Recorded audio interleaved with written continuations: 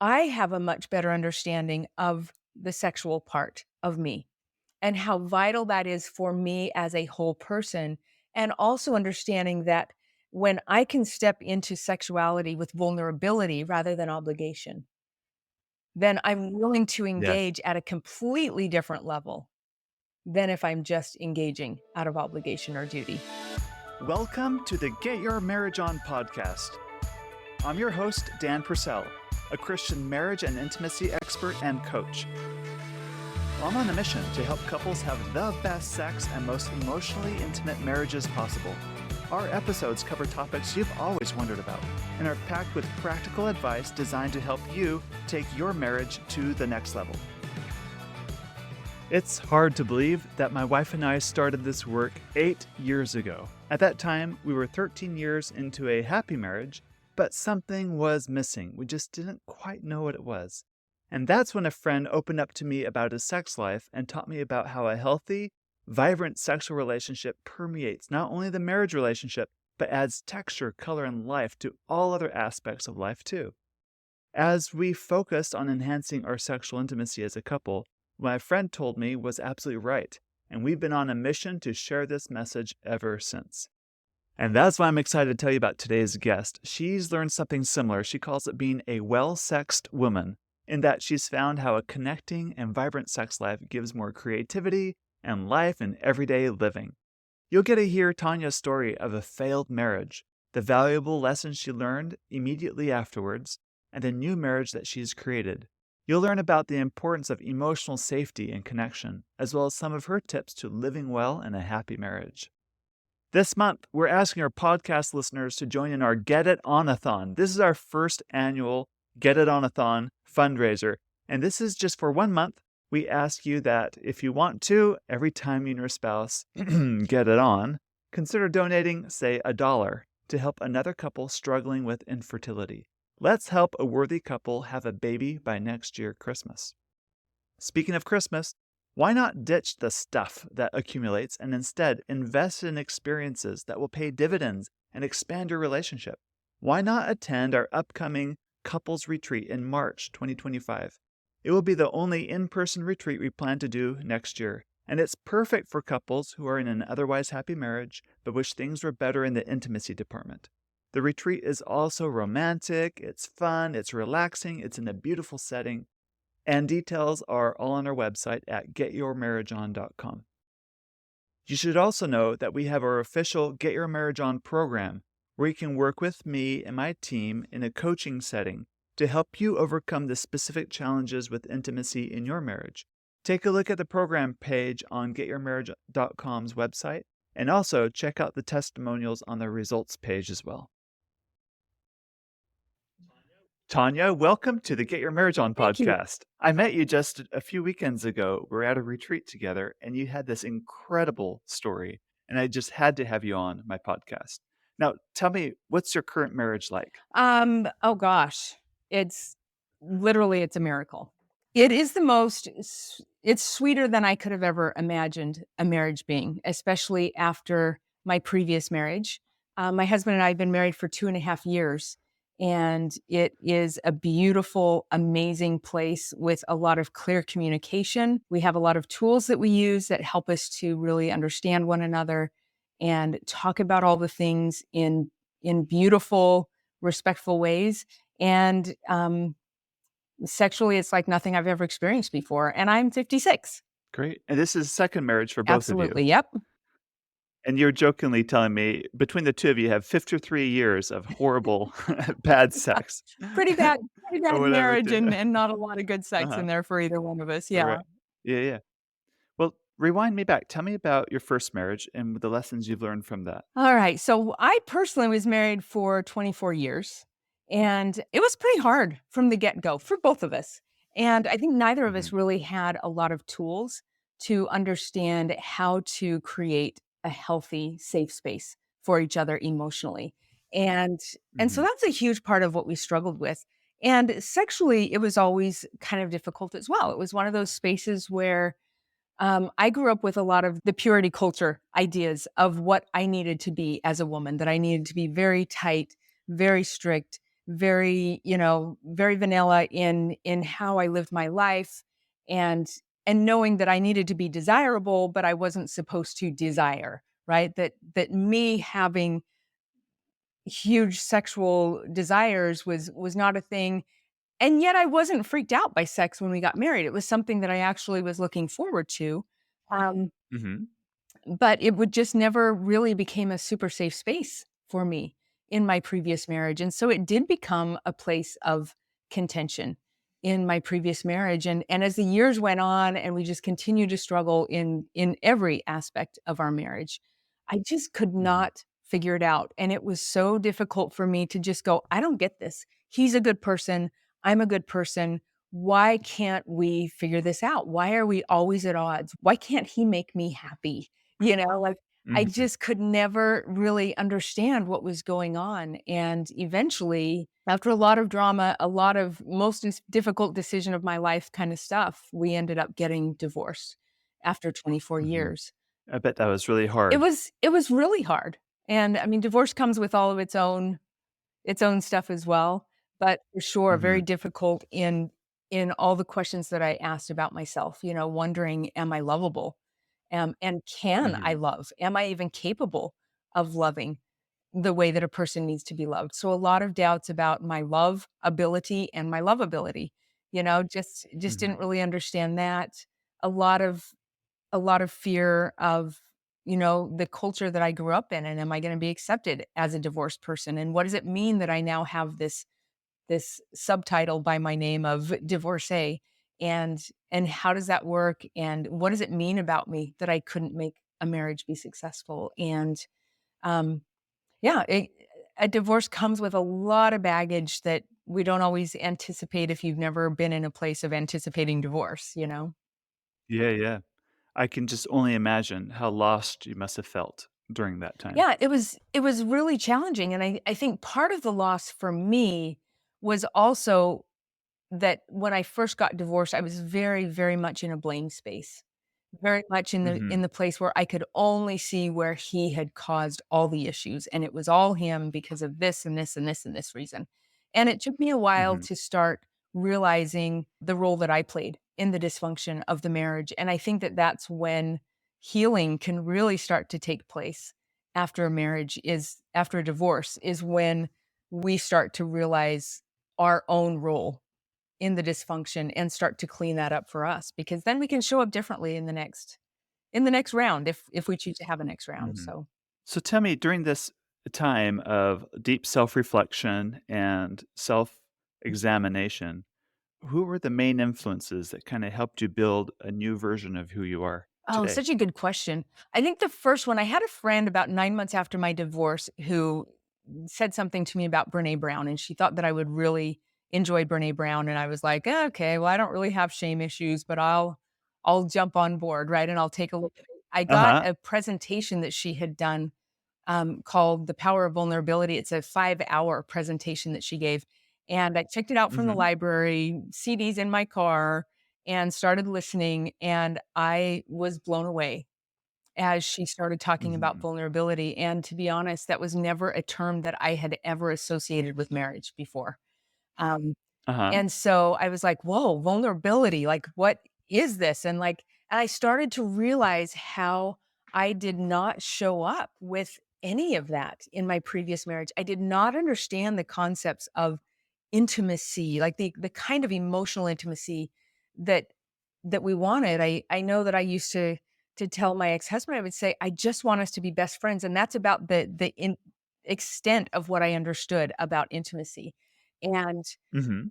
so I started listening to Brené Brown. I was about a year, like, just swimming in all things Brené Brown. I read all of her Uh-huh. books, I watched videos, I listened to so many of her presentations, I reread the books.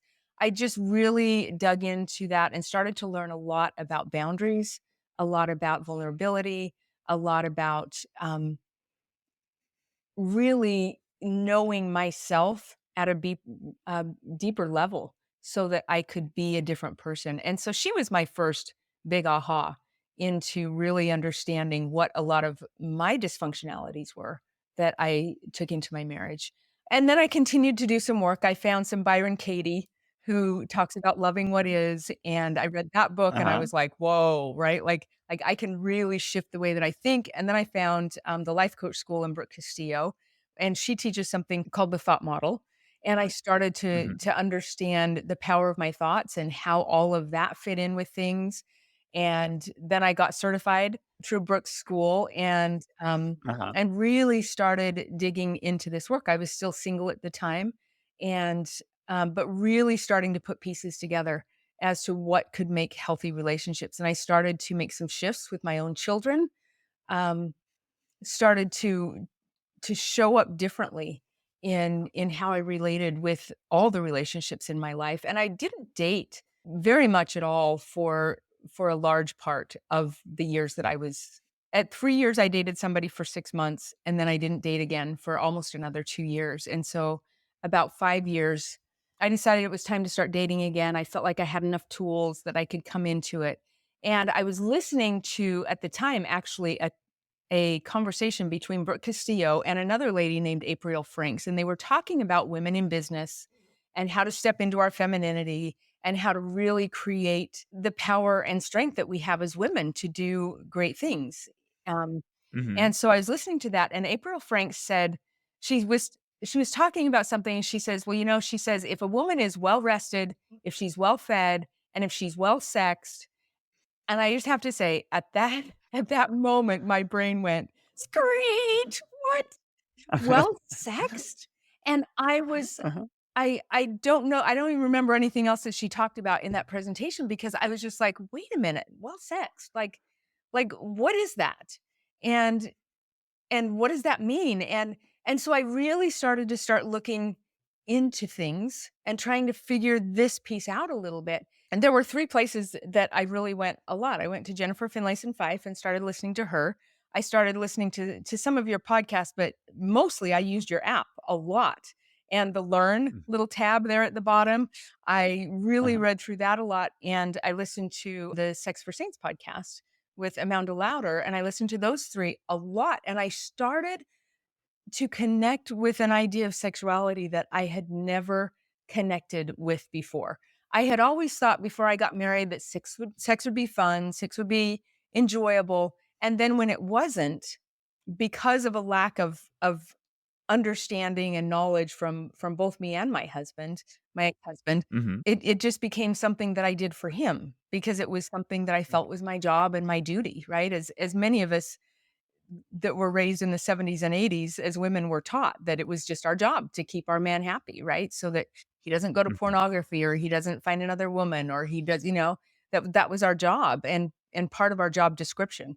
And so I had fallen into that, which does not make for very great sexual life with your spouse. When anytime we come in with obligation or duty, it's it's in any aspect of our marriage. It's it's Mhm. like throwing water on a fire. It just douses anything good that could be going on. And so I really started to step into this idea and I started to realize that God created my body to be sexual, which Mhm. was something that I really had never connected with that idea before. And I especially love the Uh-huh. ideas that I found that, you know, a penis actually has 2 functions, sexual and Uh-huh. urinary, right? A woman's Uh-huh. clitoris, which is, where our orgasms originate, has 1 function. And Mhm. I don't know why that took me so many years, but I was like, "Oh my gosh, like, God gave me this organ in my body only for sexual pleasure. So why in Right. the Uh-huh. world would he give me that if he didn't want me to be sexual?" And I Right. started to Uh-huh. realize that sexuality was a piece of who I was. And the visual that I came up with at that time was that there were 5 elements to who I was. I was a spiritual self, Mhm. an intellectual, um, physical, emotional, and sexual. And I felt like I was a Uh-huh. five-sided spaceship. And 4 of those Okay. were like trying desperately to get off the ground, and the sexual was just grounded. It was tied down to the ground, and so the rest of those areas of my life, though they were functioning and they were really trying to soar, I felt like my sexuality was just keeping me grounded, and and so Mhm. when I started to really educate myself and understand more about, listen, this is how my body was created. And when I realized that my capacity as a woman to have sexual pleasure is actually more than a man's capacity because of the nerve endings and because of how our bodies are created, I was just blown away Mhm. with starting to understand how important this sexuality has to be for my wholeness as a person. Yes. Can you speak on how you realize how your sexual energy about being a sexual person leads to creative energy and becomes a creative force in your life? Oh, yeah, such a good question. So I'm 56. I Mhm. am in fully menopausal, and the last time I Mhm. went in and checked, had my hormones checked, my testosterone in at 0. And, Mhm. some other factors in there, but in basically, that means that I have, like, 0 natural libido going on in my Mhm. body. I don't Okay. have the Uh-huh. hormones that are pushing me toward that, and yet I still have desires for sex. And Mhm. I think that that for me is because I have chosen to be a sexual person, and I choose in my brain to step into this space where I want to engage sexually in my marriage because I know how valuable it is in creating the kind of relationship that I want to have with my husband. And it is part of the emotional connection that we're also able to create because I really don't believe that we can have the emotional intimacy that we want if we also don't have the physical intimacy that we want, and vice versa. We can't have the physical Mhm. intimacy we want without the emotional intimacy. They're like intertwined. And I think I grew up a lot of those years thinking that they were opposite. In fact, I know the narrative in my brain all those years in my previous marriage was sexual intimacies on one side of the football field and emotional intimacies on the other. And they just Right. don't come together, right? They are separate. Or it's a battle. Oh, Who's gonna God, prevail here, so right? true. Who's gonna Right, win? and it was Uh-huh. always this, like, my ex-husband coming in and saying, "Well, you can't have the emotional intimacy until I have the physical," and I would say, "Well, but you can't have the physical until I have the emotional," and with both of us Uh-huh. just holding our ground and fighting each other over which one was more important, we were missing the real crux of the conversation, and that is that they are both vitally necessary and important to create the kind of relationships that we really want in our marriage, this deep, intimate, close, fun, enjoyable space. So let's double click on that a bit. How do you no longer see them at odds with each other, but how they work in harmony with each other? Speaking of the force for sexual desire and emotional intimacy. I think when my husband and I are engaging physically, there is a Mhm. vulnerability that is there Mhm. that is very different than my previous marriage. My previous marriage, I was showing up with duty and obligation most of the time Mhm. because I felt that Mhm. that was my job. And and But you're guarded in the experience. oh Experience. yeah, There's absolutely guarded, right? Because it didn't feel like a safe space. Mhm. It felt honestly, because I was showing up with duty and obligation, I was feeling used. I felt like Uh-huh. I was just a body to be used. And and I think the flip side of that for my ex-husband was that he felt also that he was just being used. Just, Uh-huh. so that I had a house and a car and kids and could take care of all of that. And I think both of us didn't have this ability to really step into the combination of emotional and physical intimacy that those two things combined create the oneness that we're looking Mhm. for. And so in my current marriage, I have a much better understanding of the sexual part of me and how vital that is for me as a whole person. And also understanding that when I can step into sexuality with vulnerability rather than obligation, then I'm willing to Yes. engage at a completely different level than if I'm just engaging out of obligation or duty. Um, and as my husband also steps into a sexual relationship with way more than just like give me 10 minutes and I'm gonna take care of business, right? But also this Uh-huh. space that says, I want to for both of us to have a really beautiful, engaging experience. And it creates a safety there that I think women need to really have a good sexual experience. If we don't feel emotionally safe, it is very, very difficult for us to have a good positive experience, which is, I think, why so many women are like so like pro emotional safety, right? And they'll think, oh, we Uh-huh. can Right, step right. in because we know how vital that is for us. But we also forget that it's an experience that's for us as well, right? So Mhm. Let's talk about emotional safety a little bit more. I think some men might think emotional safety, well, safety. Like I'm protecting my family. She has the car, she has the kids, she has the house, she has money in her bank account. Isn't that safety? By providing that, isn't that giving her safety? And then yet she says she doesn't feel safe with me. What gives? such a good question. How I think yeah, that that's a huge piece of what so many couples struggle with, right? they misunderstanding something. What are they The misunderstanding? misunderstanding is that women, we it is so important that emotionally we feel safe, that we feel like we can be vulnerable, that we feel like we don't have to be perfect in order to be loved. I know I spent a Mhm, lot of years thinking that I did have to be perfect for my ex-husband to love me. And and so that put a lot of stress on me. Or mhm. but it was all for me, right? It was all my own Right, right, mentality, self-imposed. absolutely, where Uh-huh, I thought I uh-huh. had to be perfect. And so I exhausted all my effort and energy trying to do all the things that I thought were gonna make me a perfect wife. And then sexuality just was getting, the dregs, the leftovers at the end. But there's this space of emotional safety for a woman that our brains crave this safety. We have to feel safe. And if I am literally going to let a man inside my body, and Mhm, if a man is stronger than me, if he's bigger than me, if I don't feel emotionally safe, my brain goes wild with protect, mhm. protect, protect, right? It wants to put Right, me in right. this place where it's saying, this is not a safe place for you. If I don't feel like I am accepted and loved as I am, that my brain shuts down. And my brain is like, no, this is not a good, safe place to be vulnerable. Which is thank goodness for our brains, right? They do keep us safe. Um, Mhm, and so this is why I think for women especially, this emotional safety, why we are so drawn to it and why we cling so tightly to it, because our brains really push back against it if we don't have it.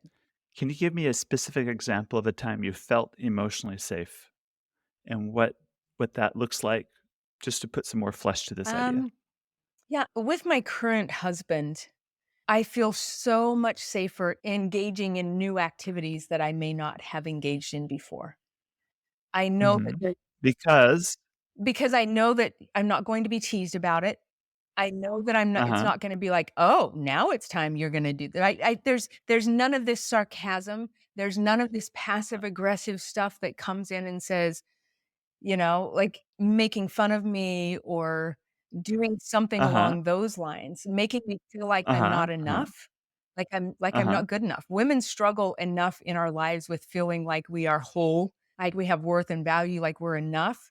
And when that mhm, message is exacerbated by a spouse always saying that we're not doing sex, quote unquote, right, it uh-huh, it just uh-huh, adds to that disengagement for us that we're like, "Whoa, like, yep, I'm not gonna engage in this place." My brain automatically is like, "Yeah, you're not safe here."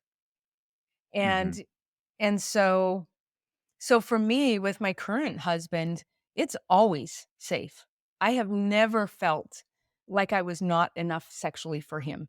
Even mhm, at the very beginning when I was still like learning the ropes of a very different kind of sexuality. I had learned a lot of things, through this stuff that I started learning. April Franks in that well sexed comment was about a little over a year before I got married to my husband.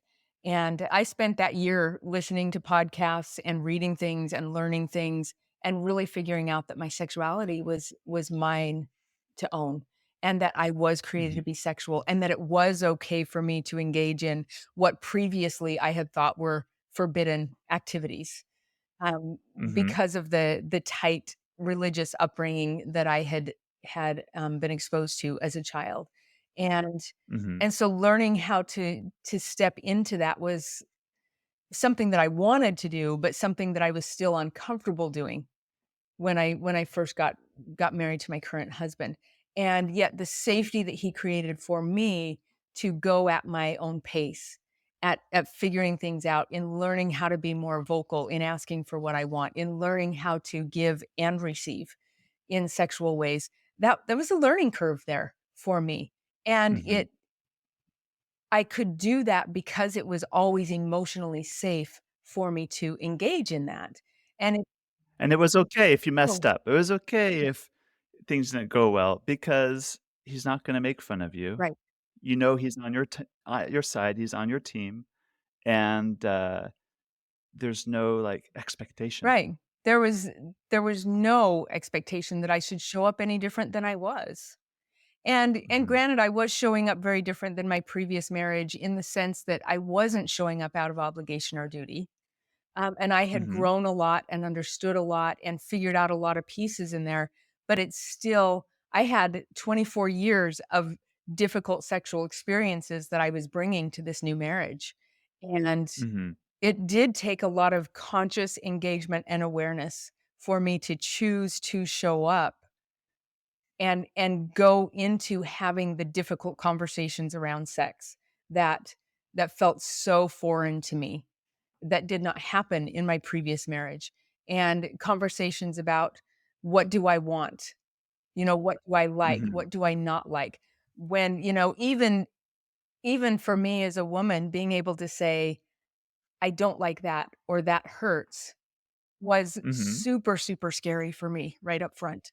Mhm. Super scary. Right. You felt you didn't have space to say that Right. before. Right. And it was scary because I thought, well, then I'm telling him that he's doing it wrong.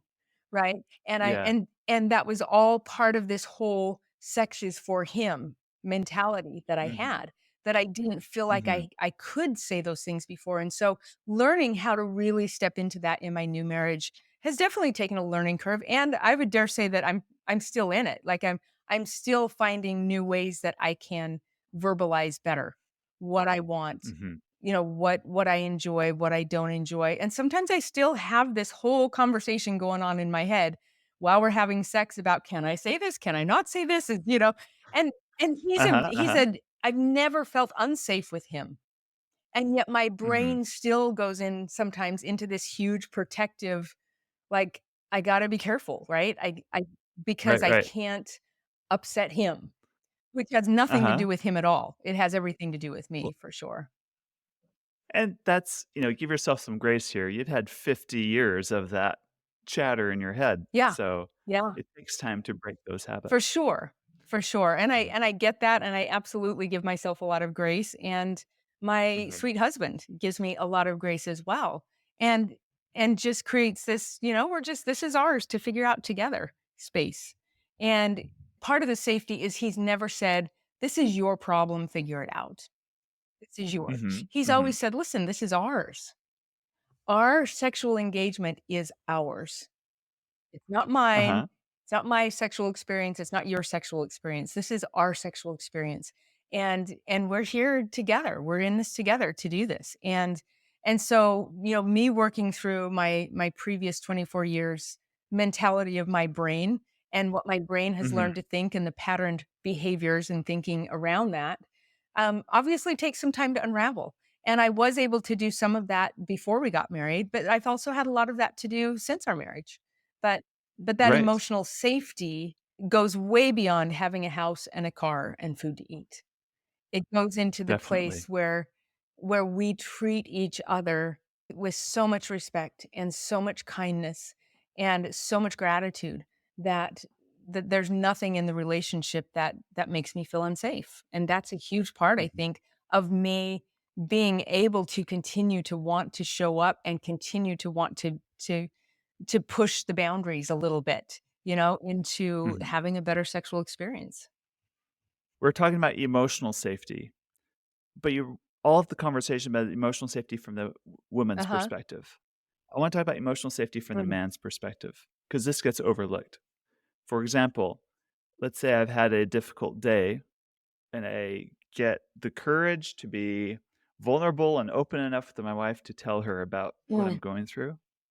And if it's met with criticism or right, dismissed, it doesn't make it a safe place for me to be emotionally open. Uh, and then I get complaints that men aren't emotionally right, connected as much as I would like right. to be. Can you speak on that Oh, dynamic a little yeah, bit? absolutely, and I think that's so true, and I think women are very quick to say, "You don't create emotional safety for me," but we often are not really great at creating emotional safety for the men as well. I think sometimes we look at men as they're strong, they're powerful, and men have also been conditioned to think that weakness is being in Yes. vulnerability and that weakness makes them undesirable and be strong Right. at all costs. And so Uh-huh. they don't want to share things. And when they courage up and they share something that might be a little bit vulnerable, like, oh, this happened at work today and I'm really struggling with this.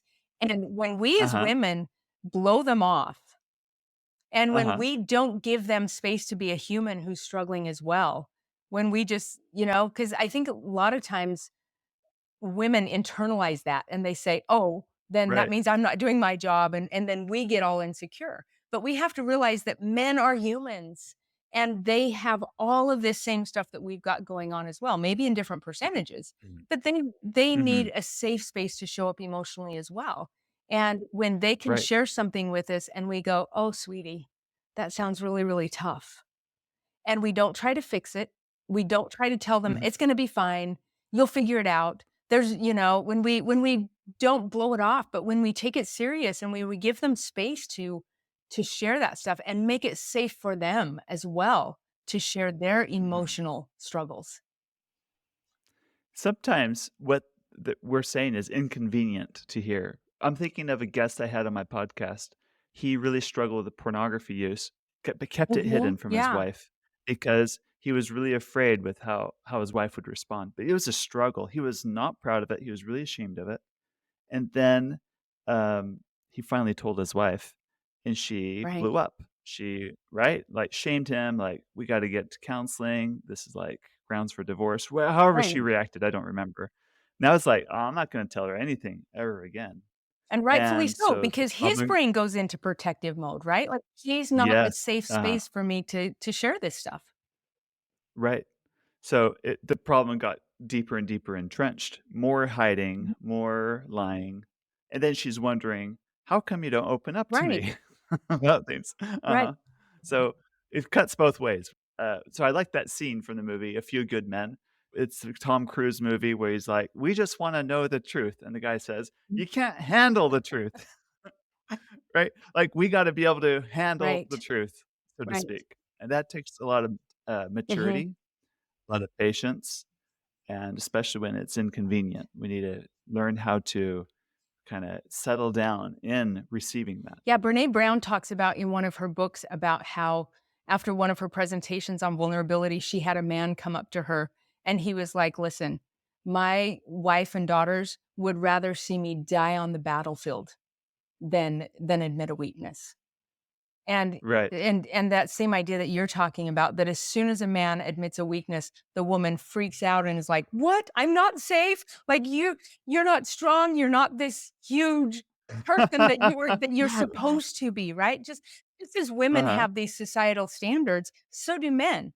And the societal uh-huh, standard for men is you always have to be strong and never be weak and have this. And so men buy into that as well. And so when they choose to step into some vulnerability and we as women shut them down and say, "No, I mhm, won't accept you with that weakness. I won't accept you with that insecurity. I won't accept you with mhm, that fear." Then of course they're not going to show up in vulnerability ever again because they are not accepted and told that they are not important to mhm, us, that they are not of worth to us. and emasculated in the Absolutely, process. right? And so, of course, Right, they shut down, and then we wonder why there's not emotionally more emotional engagement from men, because it's not or safe safety. for them to Yeah. go there. Tanya, this has been a fantastic conversation. I'm learning so much from you about the value of emotional safety and also the how important it is that couples be a real team in the bedroom. As we conclude this episode, can you share maybe 1 or 2 tools that you have now that you wish you would have had earlier that you hope other listeners will learn to make their marriages even Yeah. better? Oh, absolutely. The first 2 that come to mind is, 1, we have to start seeing each other as equals. Yes, And that does absolutely. not Uh-huh. mean, like, we take our checklists out and they kinda match out with time and weight and all of that. It Mhm. means that I look at my husband and I go, "You are my equal in every way." And he looks Mhm. at me and has the same thought. And we have to treat each other as equals. I think that that is such a vital, vital space. And I think our natural person tendencies is to very often go into one up or one down thinking. And that just Mhm. What's one up or one down thinking for people who oh aren't familiar gosh. with that? So one up is more of a grandiose kind of mentality that says, I'm better than you and Mhm. you're worse than me. And Uh-huh. you're not quite as good. And the one down is like, well, I'm worse than you. I'm less than. And so here's an example like in my previous marriage, I would often go into a very socialized one down place. And Okay. where I felt like at church and societally in the 70s and 80s, I was raised with this idea that women were just a little bit less than men. Like it was our Uh-huh. job to make sure that the men were well sexed, right? It was our job to Uh-huh. make sure that they were happy, to keep not, have contention in the home. It was our job to make sure that everybody was happy and that we were to always just like make people happy and then go stand really small in the corner of the room and then just come out and fix things as we needed to fix things. Like we were in this one down space. And Like a supporting oh, role, but absolutely never the main supporting role. role, Uh-huh. right? And Uh-huh. and in that we were a little bit less than. And so I took that on because I was like, listen, I it doesn't feel genuine to me, but this is what I've been told I'm supposed to do to make a happy marriage. And a shocker, Mhm. none of that helped create a happy marriage. But I would show up Uh-huh. in this one down space of this is my job to make sure everybody's happy. My wants and needs really don't matter. But then I would flip into the one up and go, and I'm so much more righteous than you because look at me making all the sacrifices, right? I was always either better than Right. him because I was making the sacrifices or less than him because it was my job to support him in his career, his church Mhm. calling, in the home, like I was supposed to make everything easy. And so I spent so many years in this one up, one down place. And I think most of us spend most of our time in this one up, one down place. And so as a coach, one thing I work with my clients on so much is let's come into equal. And what does equal Mhm. look like? And this is what's so fascinating is most of us, we can identify our one up and one down behaviors and go, "Oh yeah, that's a one up behavior, that's a one down." And when I say, "Well, what would equal look like in this context?" They're always like, "I have no idea." They're Yeah. lost. We Right. don't know Uh-huh. because we don't see it modeled. We most of us didn't see it modeled Uh-huh. in our parents' marriage, in our friends' parents' marriage. We don't see it modeled with our Mhm. friends. We don't see it modeled at church. We don't see it modeled on TV shows or in movies. We always see one up, one down modeled. Um, and so Mhm. we just don't know that. But I think one tool is figure out how to become equals, to treat each other Mhm. as equals. That is such a vital piece. And another piece of that I think that super has been super important for my husband and I is we have something that we call no back burner issues. Okay. And no back burner issues ever.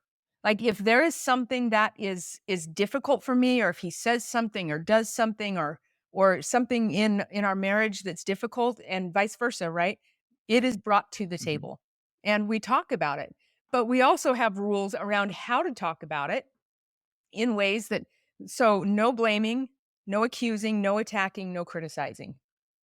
Those Mhm. we can't do, and so when we bring something to the table, we we bring it up with, in a way that says, "Listen, when this happened" so that's just a basic circumstance, right? Here's the fact. When you said, quote, here it is, "I Mhm. felt Uh-huh. dismissed because I was thinking that my viewpoint didn't matter."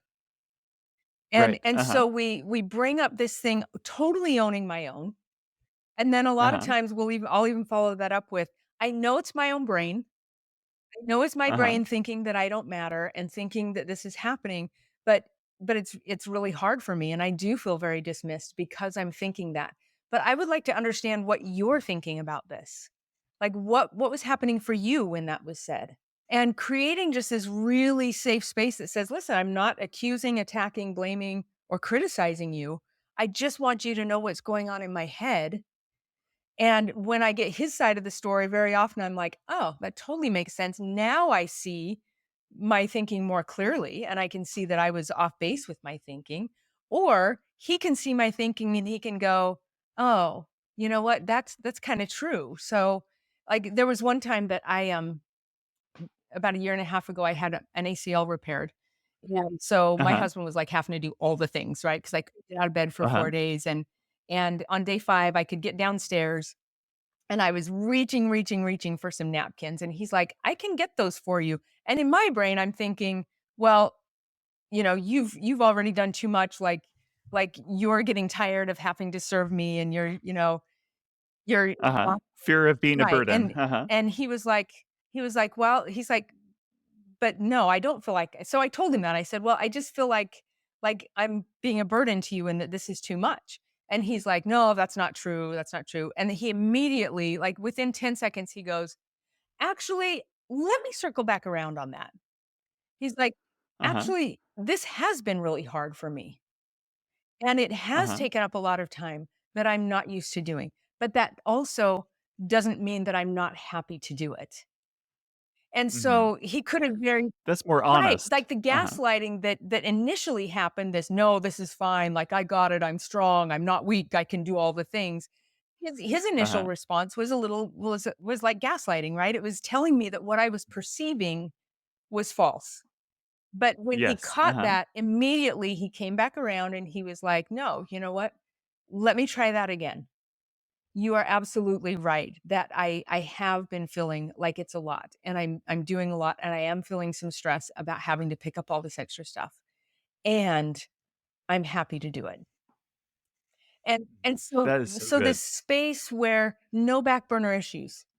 We Mhm. everything gets put on the table, if I feel like he's getting frustrated or something with me, that gets put out on the table, but always in this loving, kind way that just says, "Hey, this is what I'm perceiving. This is what I'm feeling. This is what I'm thinking. Will you help me understand what's going on for you?" And so we Mhm. create this really safe space to have these conversations, and it makes all the difference. So I think, like, no back burner issues, seeing each other as equals, really clear communication without the blaming, accusing, attacking, or criticizing is vital to creating the kind of miraculous, beautiful relationship that he and I have been able to create.